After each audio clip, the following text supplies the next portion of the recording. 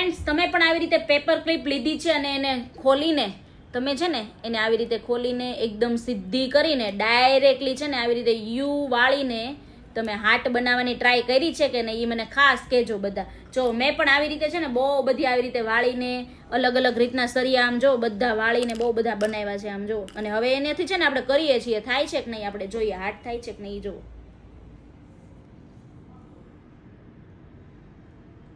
કાંઈ બનતું નથી. થાકી ગયા ને આવી રીતે સરિયા વાળી વાળીને, થાકી ગયા ને આવી રીતે સરિયા વાળી વાળીને.